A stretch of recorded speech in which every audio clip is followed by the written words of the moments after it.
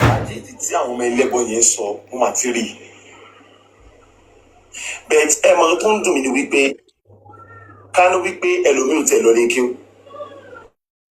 tó wá lọ rí ChatGPT láti lọ wo translation àdìtì yẹn ṣáwa ni ò tiẹ̀ gbá sùkúl kọjá ni láti máa fún wa ní evidence yìí wípé ànábì ó bu aṣọ ẹlẹ́ ó wá bá òkú sùn.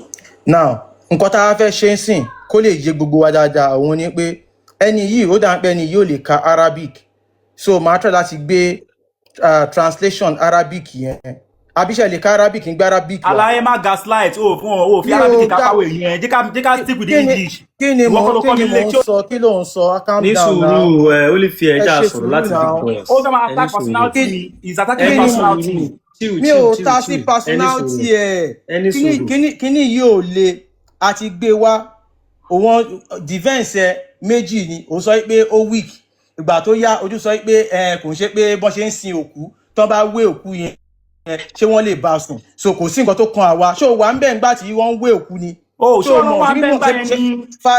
ẹ jẹ́ kí n délẹ̀ náà. kí n délẹ̀ tó ń tan máìkì báyìí náà. ṣé wọ́n MC ẹ máa gbọ́ mi. mo ń gbọ́ yín ẹni sùúrù ẹjọ́ tá bá ń ṣe báyìí ó máa dàrú and we have just few minutes to go on this live. ẹ mọ̀ pé sọ̀rọ̀ at a flow ẹ má wọlé chill you know what you know your point just state your point and you will defend later continue please. so ṣó wà ń bẹ̀ nígbà tí wọ́n so ẹgbẹ́ àwọn ọmọ lárúbáwá yìí. منفتح جنسيا المسلمون لا يعرفون هذا كلمة منفتح دي خطيرة جدا على فكرة كان منفتح جنسيا nǹkan tí wọ́n ń sọ wọ́n kọ sí ohun English translation yẹn so wọ́n jẹ́ kó yé wa pé he was sexually open wípé Muhammadu ó bá òkú àwọn ọmọ Arab ló ń sọ̀rọ̀ yìí o so kí n fà sẹ́yìn kẹ́ ẹ̀ lè farabalẹ̀ máa fi kíní yẹn bá a lọ torí àwọn ọmọ sọ pé kíní yẹn irọ́ ni so ẹ máa gbọ́. ومحمد كان منفتح محمد يعني جامع النساء الصغار تزوج النساء الكبار ó sọ bí ó ní Muhammadu slept with young girls pé Muhammadu máa ń bá àwọn ọmọ kékeré sùn adult women ó máa ń bá àgbàlagbà arúgbó sùn and slept with the dead ó dẹ̀ tún bá òkú sùn àwakọ́lá eléyìí sìn àwọn ọmọ Arab ló sọ̀rọ̀ bí so ìwọ tó wá jẹ́ ọmọ Yorùbá wọ́n sọ pé àdìtì yẹn ó weak now nísìn báyìí fídíò la rí fídíò àwọn Arab la rí báyìí tí wọ́n ń sọ fún ara wọn pé Muhammadu ó ń bá ọmọ kékeré sùn ẹ̀rí ẹ̀ wà ó bá àgbàlagbà sùn àwọn àgbàlagbà arúgbó ó ń bá wọn sùn ẹ̀rí ẹ̀ wà ó tún bá òkú sùn ohun rẹ̀ àwakọ́lá sọ eléyìí àwọn ọmọ Arab ló sọ eléyìí mo wá fẹ́ gbé Arabic yẹn gangan wá kí ẹni yìí kó wá ka Arabic yẹn kó wá ṣàlàyé fún wa ń bì wípé nínú Arabic yẹn bí Muhammadu kó explain bí Muhammadu ṣe bó ṣe torí Muhammadu ló wẹ òkú yẹn òkú tá à ń sọ yìí Muhammadu ló wẹ òun ló wọ aṣọ fún wọ́n dẹ̀ ti gbé òkú yìí sínú kòtò wọ́n ti ṣe gbogbo necessary prayers tí wọ́n fẹ́ ṣe wọ́n ti ṣe fún òkú yìí lẹ́yìn ìgbà yẹn ni Muhammadu ṣe wọlé ti òkú yẹn ló ṣe bá òkú yẹn sùn ìgbà tó bá òkú yẹn sùn tán ìgbà tí Muhammadu jáde àwọn sàábé tó wà ńbẹ̀ gan sọ pé òjíṣẹ́ Allah nǹkan tẹ́ ẹ ṣe yìí a ò rí yín kẹ́ ṣerú nǹkan báyìí rí sallallahu alayhi wa sallam ẹ̀yin náà lẹ tó bẹ́ẹ̀ akọni ẹ̀yin náà lẹ tó láti bókù sùn máa wá gbé Arabic yẹn wá fídíò lélẹ́yìí tó bá fẹ́ sọ pé ọmọ Arabu yìí ń parọ́ o lè wá àdírẹ́sì ẹ lọ àwa kọ́ la kọ hadith so Arabic hadith yẹn máa wá gbé wá ó wàá kà á fún wa ń bì ó ní máa sọ pé kinní kan ni so ẹ kí n gbé Arabic hadith yẹn ẹ kí n gbé jáde so kò ká máa waste time. ẹjọ ms tẹ́ bá lè ṣe kó tó fẹ́ ṣe títí 8:03 ká round up ẹjọ. so this is the Arabic of the hadith tí ẹni ìbálẹ̀ kà. Oya ẹgbẹ́ mi sí big screen. ṣe máa di láti bẹ̀yẹn. ẹgbẹ́ mi sí big screen ẹ máa rí. kò lè rí hadith láti bí o. ní sùúrù ti sọ̀rọ̀ jẹ́ kí èmi náà sọ̀rọ̀ now let me finish ṣùgbọ́n ti fún wa ní time wọ́n ti fún wa méjì ní time so listen let me finish now first of all alhamdulilayi rabbil alamin ẹ rí i pé wò sí nǹkan tí wọ́n lè dúró lé lórí mọ́ ọ̀hún à ń lọ sọ́dọ̀ ẹ máa rí i pé fídíò tó ń post àwọn fúnra ara ló ń post yẹ o now máàlù tó gbé wáyé mi ò mọ́ mi ẹ̀rí mi ò mọ̀ yálà yá ẹ̀rí kò ń ṣe òun ló mú Islam wá fún mi Ànábì mi 001 sallallahu alayhi wa sallam òun ló mú Islam wá fún mi ṣe under that's number one he's not a scholar mi ò tẹ̀ mọ́ bí tí mọ́mí ẹ̀ wà. He's one of your agents. We all know that's number one. Number two, eléyìí second video tó gbé wá yìí ẹjọ́ ń tì ọlọ́run má nìyẹn ó ṣẹ́gbọ́n kan tó ń sọ ṣẹ́gbẹ́dẹ̀ tó ń sọ. mi ò gbọ́ wọn kà thank you very much. ọwọ́ ẹ̀mẹ́ríkà náà ló fídíò òun ló upload yẹ o ọwọ́ if what that man is saying is real or not. Now èèyàn speak Arabic you yourself will not even understand ẹ wá interpret yẹ ṣé ìwọ tó ó ṣe yẹ pé láti ìgbà tí mo ti ní kó gbé àdìsí musnad yẹn musnad hamad yẹn jáde tó lè gbé jáde ṣé ìwọ tó edit yẹn tó cut yẹ tó ṣalórí ṣanímú ṣé ìwọ ló wá ìwọ yìí this same person náà ni let me finish. all right no hold on ẹ dúró Msbaba please let me round up for the next 1 minute ẹjọ. thank you now níwọ tó lè gbé àdìsí yẹn jáde tó edit ọlọ́run kò ṣe everybody rí red line wọ́n rí red line bẹ́ẹ̀ everybody dẹ́mọ̀ kó tí red line mean now níwọ̀ tó edit ló wá ń gbé nǹkan téèyàn kan sọ now èèyàn kan wá jẹ́ ó jẹ́ ọmọ Arabo kò jẹ́ ọmọ Arabo kò ń ṣe gbogbo Arabo ni mùsùlùmí ẹni bẹ́ẹ̀ mi náà ṣe jẹ́ yín sí yìí tí mo jẹ́ ọmọ Yorùbá yìí tí mo mọ̀ pé kò sí ẹbọ nínú àṣà àti ṣe wa kò ṣe gbogbo Yorùbá lẹ́lẹ́bọ many Muslims pọ̀ tó pé Yorùbá ni wọ́n tọ́lẹ̀ pé we are Muslims we are not ẹlẹ́bọ so mi ò lè wá lè máa lo nǹkan tí àwọn èèyàn kan sọ kí wọ́n fi máa ṣe yasti. Okay. You understand? Even this thing now shows defeat that you are defeated. I dare you. Come out with me. Even don't go to I dare you. Come out with me. I dare you. MC, oya kó dákẹ́ báyìí ẹ ṣe gan MC. Kí kíní kó lè make sense gbogbo agídí sí ẹni yìí ṣe. O need láti máa stress ara ẹ. Ó sọ wípé a gbé àdìtì wa. Ó sọ wípé àwa la edit ẹ̀. Ó kà fún ara ẹ, ó gbé àdìtì yẹn jáde fún ara ẹ.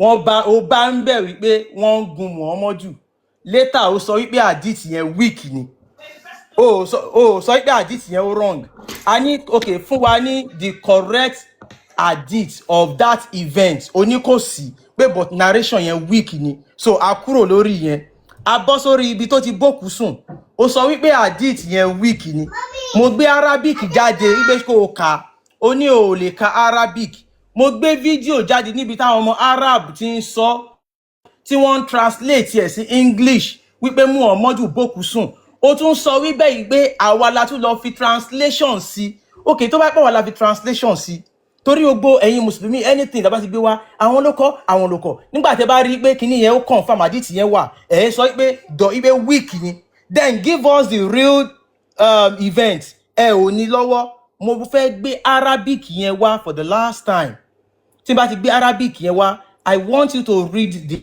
Arabic tí o bá lè ka Arabic yẹn sọ pé o ò lè ká move on tó bá mo ti sọ hadith yẹn mo ti sọ fún ẹ nígbà kó o fún ara ẹ kó o lọ download ẹ kó o lọ kà tó o bá wá rí ka o lè gbé hadith yẹn gbé lọ sí ChatGPT kó o bẹ translate ẹ sí English àwa kó la kó hadith so kini don't talk too much because of time. Hold on please. All right. Hold on. Okay. Challenge accepted. Don't talk too much because of time. Hold on. Only Fiala. So nísìn báyìí hadith yẹn òun leléyìí. O video o na edit here. Everything I edit here. This is the hadith. This is the Arabic translation of the hadith. Can you please read this Arabic and translate to after all ẹ̀sìn Islam ẹ̀sìn Arab ni ẹ̀sìn Arabic ni you must be able to read and understand Arabic before you can do anything in Islam. So please read this Arabic and translate it to us. Thank you. Are you done? Thank you very much. Now, host, you talk. I never interjected. So let me just finish my own thing. First of all, Allah is your mom Muslim. Allah share around people it too. Now, put me on this screen. When to gbé àdìsí jáde, lọ gbé àdìsí jáde fún mi ní WhatsApp. Host, I jump to your law. You gbé evidence jáde fún mi ní WhatsApp. Let me talk. Now, hold on. Let me talk. Everybody, please, let me talk. Now, full house. Now, this is what I want to tell you.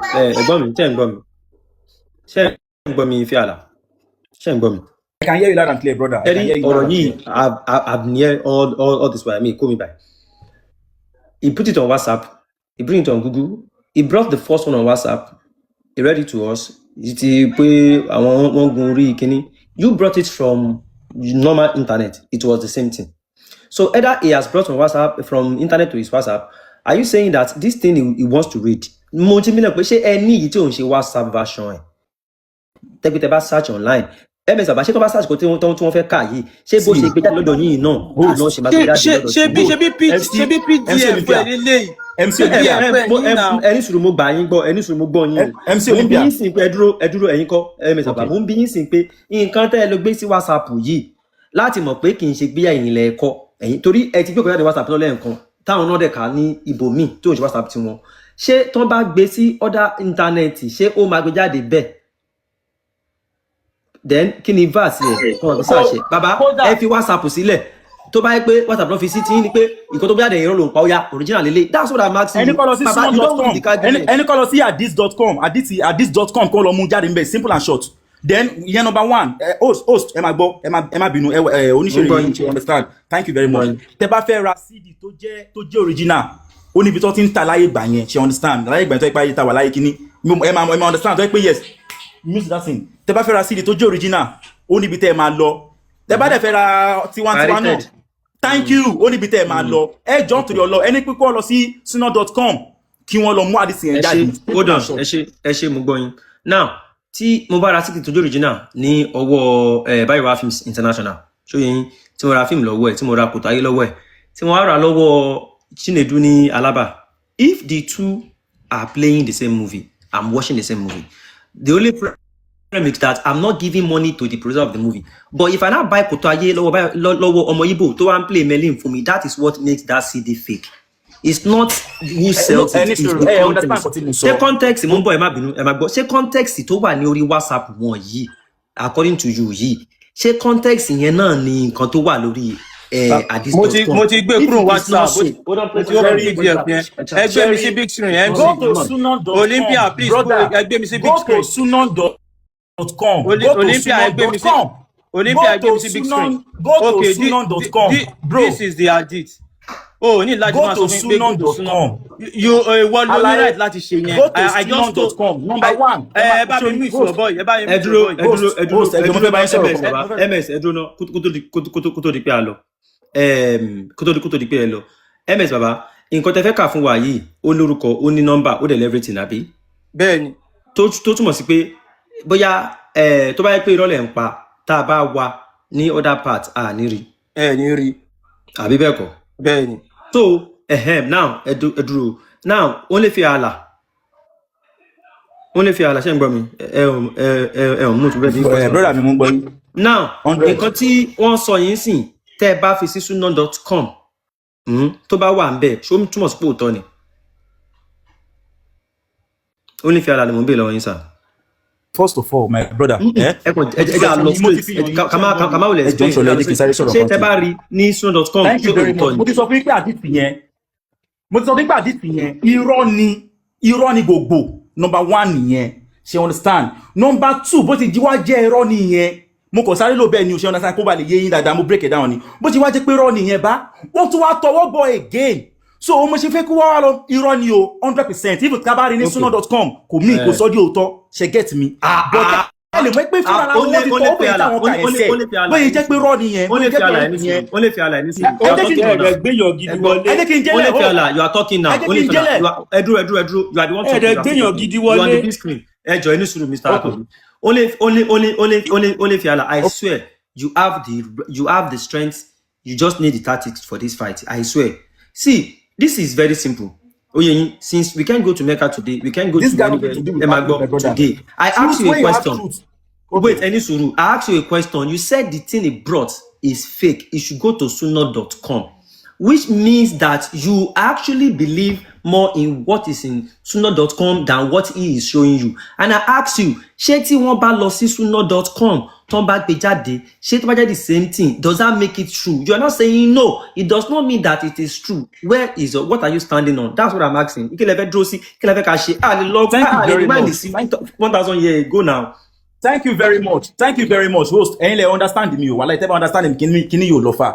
Kíní yìí 100% irọ́ ni, dọ̀rífù ni. Ṣé understand kíkọ̀ pé ní irọ́ ni kẹ́lẹ̀ understand dáadáa. Ṣé understand? Now, bó ti ṣe wá jẹ́ irọ́ yẹn náà, àní mo fẹ́ expose wọn tán yányán ni. Ó yẹ kí n dúró lórí irọ́ ni nìkan yẹn.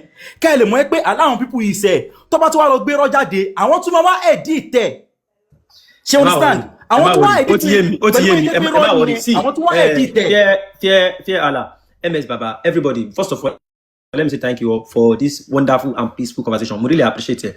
I might be wrong, but I have my conclusion in my own head, and I'm not going to split out in order to support or not to oppose anybody. But this is what I will tell everybody. Gbogbo wa náà à ń gbìyànjú ni. Nǹkan tí ò ṣojú wa ìbálá lè sọmọ. Wọ́n ní ìròyìn òkè ń gbà míì tí ò bá lé kan, á dé kan. Ṣẹ̀wárí for the fact pé something is written doesn't make it truth, doesn't make it lie. Oyè yín, ìyìn most time kò tó bá ṣojú yàn ló máa ń dà. Wọ́n lè sọ sórí ìlú ẹ̀ fún ẹ kí lọ́dẹ̀ wà ń bẹ̀. Wọ́n lè sọ sórí bàbá ẹ̀ fún ẹ kí lọ́dẹ̀ wà ń bẹ̀. Nobody will tell you say bàbá ẹ̀ nítorí sọ́nà àfọwọ́jalè wọ́n nà ẹlòmíì ò ní sọ́mọ́ tán ẹ̀. So yẹn so nǹkan tó ṣojú ni a really mọ̀. Olóòótọ́ ló mọ̀ òótọ́ but olóòótọ́ ò sí inú wa torí kò sẹ́ni tó wà mẹ́nu wa but whichever way. But tí wọ́n bá yẹ pé source of confirmation wà láti ọ̀dọ̀ only fiala I swear you are winning. I understand your point too. You are winning 100%. But tabati fún yín ní point ẹ má bẹ̀rẹ̀ jẹ́ sẹ́ràn dọ̀ tabati fún yín ní point pé okay wọ́n ti parọ́. Ẹ mọ̀ pé see the only way you can call somebody a liar is when you have the truth. If you don't have a truth you cannot call anything a lie until you a truth láti máa irọ́ máa jó irọ́ máa jẹ́ òótọ́ until the truth bá dé. Nothing in love ọdún. So what I'm saying is this hadith real? Is it not this? Is this that? Is there any way we can take it? I'm not saying this is true, but we need to understand. We need a source from you, Baba. Can you say katiti okuti tawon anjoni nkan yen take something extremely different? I'm telling you all these things will have been gone. You say actually it is, but it's not real. I understand you too. I understand you too. I understand you too. I understand you too. Àsìkò rúkì tó ẹjọ́ ogun wọn mọ̀ kìlọ̀. Muslim ti wà ní báyìí Alfa rúkì tó ẹ wá continue. Wọ́n mọ̀ kìlọ̀. All right, baby. Torí wọn máa ẹ má jẹ́ kí fi àlà only fi àlà òkọjọ lọ báyìí. Ẹ̀yin ò lè a lè dìyàn mú lórí láì bí kí máa yẹ kó lọ láì ṣe ọlọ́pàá ní mí. MC Olympia so ẹ̀yin èèyàn wa is very simple ẹ tẹ̀ sí Google fúnra yín Kanzul Umar ó máa gbé wá is an authentic hadith. She gets but táwọn bá ti rí nǹkan sọ bí kan máa sọ pé wọ́n lọ kọ́ ni àwọn náà edit ẹ̀ how edit anything we are giving you the references you can check it yourself tẹ́ ẹ bá check ẹ máa bá bẹ́ẹ̀ fact ní anything tá a bá sọ ẹ máa bá bẹ́ẹ̀ ó ní Kanzul Umar the treasure of deeds is a vast secondary Sunni hadith collection compiled by the 16th century Islamic scholar Ali ibn Abdullah al-Maliki al-Hindi ẹ ti rí nǹkan tẹ́ ń sọ yẹn Msbaba tòun náà nǹkan tẹ́ ń sọ yín sí ó yé mi o. tó òun ló yẹ kó sọ pé hadith yẹn irú mi ó kàn yẹ kó gbà pé ms hadith yẹn irọ́ ni ẹgbẹ́ wa yá òun lélẹ̀ hadith yẹn kò exist but ó mọ̀ yìí pé hadith yẹn exist ó mọ̀ yìí pé but nǹkan tí Muhammadu ṣe ń bẹ̀ yẹn àti gbọ́ so ló máa ń fà táwọn mùsùlùmí máa ń sọ pé ẹ lọ kọ́ ni wọ́n edit ẹ ni hadith yẹn ó weak àwọn tó gba hadith yẹn wá òpùrọ́ ni wọ́n tó bá òpùrọ́ ni wọ́n then give us the real event of that hadith tẹ́ ẹ bá ti ní then kò sọ̀rọ̀ náà so bó ṣe rí ni bó ṣe jẹ́ ni ó gbóhùn ẹ̀rí tá a fún bí a fún ní video evidence a fún ní tá a tẹnu àwọn àfáà a fún ní gbogbo ẹ̀ òun náà fẹnu ara ẹ̀ rí bọ̀ nǹkan tó ń sọ ni pé a lọ kọ́ ni àwa ò dẹ̀ lọ kọ́ ẹ̀yin náà ẹ lè rí fún ara yín so tó bá jẹ́ pé lóòótọ́ ẹ má bínú kálòtọ́ lẹ lọ́kọ́ ẹ̀yin lẹ mọ̀ àwa òkú mọ̀ but èmi ṣá mọ̀ pé tẹ́ bá wá jẹ́ pé lóòótọ́ lẹ lọ́kọ́ débi pé èmi gan rí níbi tí mo wà àwọn rí ní Kánò wọn rí ní Zamfara ẹ gbìyànjú o because kò easy but one thing I will say is this everybody please to everyone that wants to come and defend things. ẹ jọ ká tó máa lọ host ẹ jẹ́ kí ìyá wa yìí wọ́n ní nǹkan láti sọ látàárọ̀ wọ́n sọ̀rọ̀ látàárọ̀. Madam yìí this is the first time maybe because this is the first time I'm seeing her in a more gentle mood like she's a fire woman. I can't so auntie. So shake your yansh. Won't follow instruction, but I'm Muslim. It is because I'm very good at following instructions. But on my panel, I can do as I please. That's fair, right? No. I do understand. Like I said, you are the fire kind of person. I do. Once in a while, I come around, I see. Trust me, everyone don't know. Ever get me wrong, I am not against or for anybody. The only person I will always be with, I always support is myself. I see things differently. So whatever you think about this whole thing, MC Shebai, well, if you think of anything, it doesn't matter to me. I mean, my own righteousness, my own consciousness is held by myself. But whichever we shall. If I can sort of argument. Shake me. Shake your hands. I'm going. So, Etolaye Oti Soro, I wish you can give him the time, if you don't mind. Then me I present the case to me last, please. Ejo. Etolaye has he's not had a chance to talk. He's been asking for ages. Yeah, okay. Mr. Daddy wa Etolaye, ẹ káàsán. Ẹ káàsán sà. Ẹ káalẹ́ ilẹ̀ ti ṣú. Bí tí mo wà sọ́n ṣe ìlú rẹ̀ dùn. Ṣẹ́rí ẹjọ́ ṣẹ́rí nǹkan tó ṣẹlẹ̀ ni pé béèyàn bá tiẹ̀ máa sọ pé iṣẹ́ tí lágbájá ń ṣe ò dáa. Oye, tá máa ń sọ̀rọ̀ nípa hadith. Oye, gbogbo ohun tí ń jẹ́ ìran hadith pàápàá ló ní ṣe. Oye, gbogbo ìkọ́sẹ́ tó máa sọ fúnrú àwa yìí níbi tá a wà. Kí hadith yìí ó bàjẹ́ ṣó mọ ṣùrùtù là hadith ni. Ẹni tó ka lárúbáwá tí ó lè ka arabic.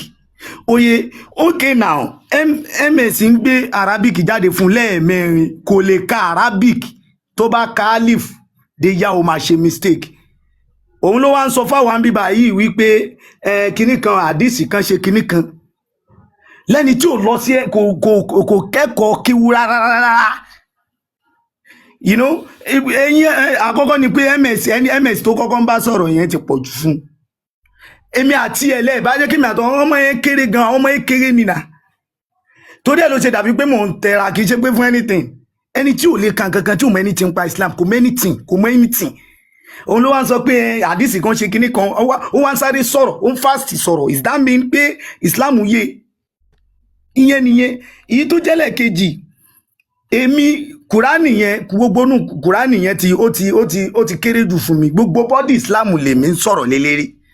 Tí mo bá ń sọ pé Islam bó ṣe rí nìyí, wá lọ ṣèwádìí ẹ̀ torí ò lè rí wádìí ẹ̀ mú jáde nínú Quran gangan fún rẹ̀. Mo láwọn tí wọ́n kọ́kọ́ kọ Quran kì í ṣe Muslim Quran, second one kì í ṣe Muslim Quran, third one kì í ṣe Muslim Quran. Nígbà tó ṣe invade Egypt náà ṣẹ̀ṣẹ̀ tú create kan náà sọ lórúkọ wọn bẹ̀ yẹn. Ó dẹ̀ ní bó ṣe rìn. Oye, mo ń sọ̀rọ̀ tèmi in my own research. Tó dẹ̀ jẹ́ pé gbogbo kíbi tó bá wá dé ní gbogbo internet tó ń kó ríbo ìmá bá nìyẹn. Authentic hadith àti sọ̀híù àti dọ̀hífù ta ló kọ gbogbo ẹ̀ kì í ṣe àwọn tó fẹ́ mú wa lẹ́rú ni. Àti tó sọ̀híù àti tí ó sọ̀híù àti dọ̀hífù mo challenge gbogbo ẹ̀. Muhammad ní Mọ́kà kọ́ wá traces Muhammad jáde fún mi. Muhammad ò lẹ́bí Mọ́kà náà báyìí. Ẹni tó jẹ́ pé ìdílé Muhammad ṣó yẹ kó parẹ́ ní Mọ́kà ká mọ̀ rí dàárọ̀ yìí. Títí di ìsìn gbogbo Abubakar ní igbá ni àwo ni gbogbo wọn exist ní Mọ́kà. They are not exist. Tàbá tún wá ń sọ̀rọ̀ pé òkè gbogbo wọn wáyé wọ́n gbá wọn wá Lotoo kí ni ẹbọ tí wọ́n torí ẹ̀ pa wáyìí gbogbo alámọ̀ tó ń ṣẹlẹ̀ nínú ayé nìsín. Gbogbo wa àwọn bàbá wa gba Islam wọn ò bá Islam jà náà ní tó ń ṣẹlẹ̀ lásìkò yóò ṣẹlẹ̀ rí náà. Ẹ wá di pé òkè bí wọ́n ṣe ń ṣe káàkiri ayé nìyẹn tí Islam bá ti wọ 40% ọkàn yín ò ní balẹ̀ mọ́. Oye, wọ́n mọ̀ pa yín, wọ́n mọ̀ gbé yín pa, wọ́n mọ̀ kidnap yín ni. Ẹ dẹ̀ sọ pé Islam kò òkè. Ẹ sọ bì kan tí ó jẹ́ pé ìlú Islam tó wà ní 40% tó ní ìsinmi bá ṣe ń sọ̀rọ̀ yìí. Gbogbo ayé ló ń sọ̀rọ̀ nípa Islam. Ṣé káwa wá yọ ọmọ àlè kẹpa wá tán ni? Ọmọ ọdún méjì, ọmọ ọdún mẹ́ta wà ní gbóná. Nígbà tí wọ́n dẹ̀ ń ṣe fídíò tán fẹ́ sẹ́ndì sí wa, wọ́n ní Allahumma salli ala sayyidina Muhammad wa ala alihi wa sahabi wa sallim. Ìjọ mélòó ló ń sọrú ẹ̀? How many society ló ń sọrú ẹ̀ jáde? Okay, any politics ni Islam láti ilẹ̀ náà Islam is for the land. Wọ́n ní al-Islamu wa dawla, Islam with politics. Oye, ó wà nù Kùránì ńbẹ̀ yẹn pé a ó gbalẹ̀ wọn fún yín, a gbalẹ̀ wọn fún yín, a gba dúkìá wọn fún yín, a kò lè yín lọ́wọ́. Ó wà nù Kùránì náà, ṣe bí gbogbo wa náà lájọ gbé Kùránì dání, lájọ ń kà. There are so many verses tó ń narrate wípé gbogbo dúkìá wọn la máa gbà fún yín torí pé wọn ò mọyì ẹ̀. Torí pé wọn ò mọyì ẹ̀, àwa níbi tán ti tọ́ wa gbogbo wa la mọ̀ pé nílẹ̀ Yorùbá làwa ti máa ń lo odò akérèmọdò kéékèèké ọ̀dọ̀ wa ni. Wọ́n wà ń bẹ̀ yẹn tẹ́ bá wo Kaaba ẹ rí i pé ajáratùlà aṣọ́wádò òkúta dúdú yẹn kí ló wà fún? Kì í ṣe bọ́ ni bọ̀tí ẹ bó òkèèrè ó burú ju tilẹ̀ tiẹ̀ lọ ṣó wá gbè wá níjọ́ tá a ti ń gbàdúrà kí la rí mú bọ̀ ọbẹ̀. Oye, so àwọn bàbá wa sọ pé àtẹ́lẹwọ́ ẹni kì í tan ní jẹ tó bá jẹ́ yẹn la jòkólé Ọlọ́run ló mọ iye nǹkan tá a bá ti produce léni. Okay, wọ́n ní a máa lọ gbàdúrà àdúrà lágbàgbàgbà ìwọ bí tá bára wa dé. Ẹni téèyàn bá tiẹ̀ máa wá dìbọ́ǹkì pa àṣìṣe pé rọ́là ń pa à ń gbowó ni ẹ wo bóyá sáré sọ̀rọ̀ tó di fèmí ó ní mò ń gbowó lọ́wọ́ ẹnìkan gbogbo gbèsè ayé mi kéwòn ìkà ta ló fẹ́ fún mi lówó ọ̀hún. Oye, tó bá tiẹ̀ máa wá sọ fún mi pé mi ò ṣiṣẹ́ mi ò mọ tí ń sọ kéwòn ni wọ́n mọ̀ ìgbìyànjú wo ló ṣe ń pa Islam kí ló mọ̀ ń pa tó máa sọ fún mi pé mi ò mọ tí mò ń ṣe léni ìwọ pé o wá lọ gbé àdìsí sórí ChatGPT kí ChatGPT yìí wá authentic àbí kò authentic ChatGPT máa ń kọ́ scan àdìsí yẹn tó bá rí i pé àdìsí yẹn ń sọ̀rọ̀ nípa ẹnìkan tí ó wá ń sọ̀rọ̀ wà tẹ́niyẹn wù tí ò dá ó máa sọ fún ẹ pé kò dá ni bá ṣe trace ChatGPT nìyẹn ó máa sọ fún ẹ pé àdìsí yẹn ò dá ni torí pé ó ti ń sọ̀rọ̀ nípa defamation pé àdìsí yìí tó ń sọ ń pa ẹni yìí ò dá oye tó bá tọ̀ lé ń bẹ̀ yẹn sì tí ń bá béèrè lọ tó bá jẹ́ ní kan tí ayé mọ̀ tó dẹ̀ ń tọ̀ létí gbogbo ayé mọ̀ tẹ́nìkan bá béèrè lọ ChatGPT pé ṣó ń tọ̀ lé ó máa ní irọ́ ni pé ó tọ̀ lé torí pé kò ní fẹ́ borúkọ ẹ jẹ́ kí ló wá dé ẹ̀yin èèyàn kí ló wá dé tá a rí báyìí ẹ dákun ìbéèrè tèmi sì ń béèrè ni pé gbogbo verses táwọn ajínigbé yìí ń wù ó wà ń bẹ̀ Quran 14 verse 4 Quran 74 verse 4 ó wà ń bẹ̀ Quran 95 ó wà ń bẹ̀ èyí tó bá jẹ́ pé wọ́n ń ṣe tí ò sínú Quran mú jáde fún wa wọ́n ní gbogbo kíbi tẹ́ bá ti rí wọn ẹ máa dú wọn lọ́rùn nìṣó bàbá tán gbé lọ́yọ̀ kì í ṣe pé wọ́n dú lọ́rùn ni ẹ kidnap wọn àwọn ọmọ tán jí pé kọ́ ló wà nínú igbó yìí ẹ gba ransom lórí wọn kì í ṣe ransom náà ń gbà lọ́wọ́ wa yìí kó tó di pẹ́sìn dé ṣáàrógun ransom ni ṣáàrógun ransom before religion àwọn bàbá wa ń gbà tán wà nínú ayé wọn ìjìyàn gbé wọn ìgbà ransom ẹ̀sìn ló introduce gbogbo orí ibú sí wa kò sí tó kàn mí pẹ̀lú náà àbálìjẹ́ náà tó fẹ́ wọ̀ kò kàn mí ṣùgbọ́n tó kàn mí ni pé wo náà mi bó ṣe ń bleed because of religion ilẹ̀ mi ń bleed because of religion àwa tá a wá jọmọ ọkọ àwa torí ipá ń jẹ nídìí Islam ni mo ti kọ nídìí Islam ni mo ti bẹ̀rẹ̀ ilé ni mo ti ń ṣe gbogbo nǹkan náà gbogbo oríire ni mo ń ṣe béèrè mo wà òkè nídìí Islam mo ń gba program MC 250,000 tí n bá fẹ́ lọ wà límọ̀ mi ìwà wo ogun yẹn mo wá jáde láti lè jẹ́ káwọn ayé mọ̀ tí wọ́n pè ní ẹ̀sìn yìí pé kíní yóò lè bẹ́ẹ̀ wa bí Egypt ṣe tán nìyẹn Morocco tán bẹ́ẹ̀ Somalia tán bẹ́ẹ̀ àwọn Mali náà fèsì tí wọ́n lọ́wọ́ yìí a tún wá ń sọ gbogbo àwọn ọmọ kọ́ wá jáde ọmọ Fúlàní o tí ò jẹ́ kankan wá ń jáde ó wá ń sọ pé àdìsí kan dọ̀yìf kíní kan sọ yìí àti dọ̀yìf àti sọ yìí kò ní yẹ gbogbo àdìsí kí ló kàn mí pẹ̀lú àdìsí kan dọ̀yìf ó sọ yìí kí ló kàn mí gbogbo àdìsí gbogbo Quran gbogbo ibùkún tó gbé wálẹ̀ wa àṣé wọn ò lè fi wálẹ̀ bá ṣe wà ní wọn ò lè fi wálẹ̀ bá ṣe wà ní ṣé dandan ni religion ni òṣèlú tó bá sọ pé èmi ò lọ́lọ́run pé ok ọlọ́run àwọn arábù ni mo máa sìn ṣáwọn arábù níwà tó wà ní ṣé tó bá sọ pé mi lọ́nà sọ wà kan táwọn arábù ń wù tó dáa tó tiwa ẹ wá sáré orí burúkú kiri platform ẹ̀ ń parọ́ òsì fáwọn èèyàn oye bó bá jẹ́ ilẹ̀ ń parọ́ bó bá jẹ́ wà là ń parọ́ ọdún mẹ́wàá ni kájọ wò torí pé ilẹ̀ yìí máa bi gbogbo yín léèrè gbogbo yín tẹ̀ ń parọ́ Islam tẹ́ bá sọ pé gbogbo verse tó wà nù Quran ogun ni ànábì ni wọ́n fún kí ló ṣe wà nù Quran fún kí ló ń ṣe ń bẹ̀ dì sí àwọn verses yẹn kí ló ṣe ń ṣe ń bẹ̀ kí ló dé tàn jọ kù ṣé verses yẹn kọ́ ni Usman Dan Fodio fi jagun ní Kano ní Sokoto verses yẹn kọ́ ni àwọn mùsùlùmí fi ń jagun jihad àwọn àfáà ń sọ jáde ní ìṣẹ́ máa káwọn ọmọ kí ó bá ṣe ń yìnbọn in my own society kọ́ máa káwọn ọmọ kéékèèké bá ṣe ń yìnbọn àwa lógun ti dé lógun ò tí ì dé oye ẹnìkan jò ní ó ń sọ ń ṣàlàyé bọ́ ẹ máa san jizya kí náà pè ní jizya irú brọ́dà mi ó sì yìí